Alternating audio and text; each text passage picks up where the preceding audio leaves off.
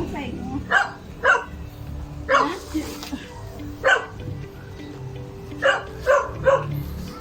Bobo, bakit pinapun ka na?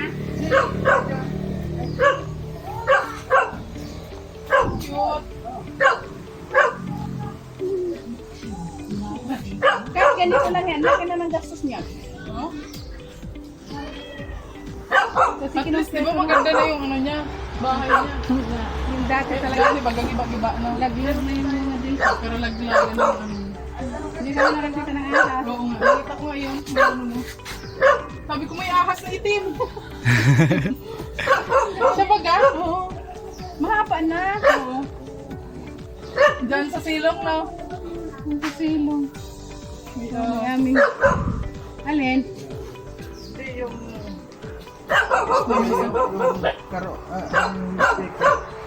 Yung ano lamesa.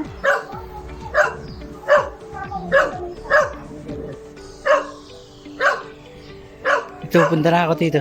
Ha? Punta na ako. Oh, sige, sige, ingat. Ingat. Ingat po. Sige po. Salamat po, sige po. Tito, Okay lang? bye. Salamat po. Ingat. Agdi na po ako.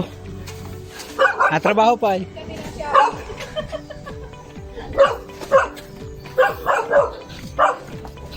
Ay, galing ako dito sa pabahay ni Tito.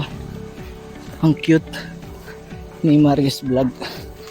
Ngayon, ginamit ko yung motor ni Ate Glyza. Ayun.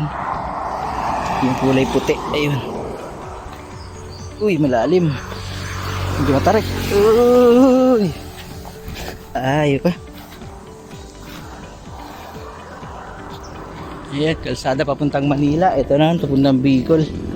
Ito ngayon ang gamit kong motor. Ito kay Marius Vlog. Ito naman sa akin gamit.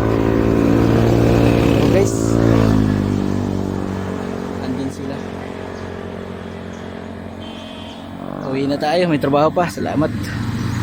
Salamat po sa panggas. Thank you. Marius Vlog.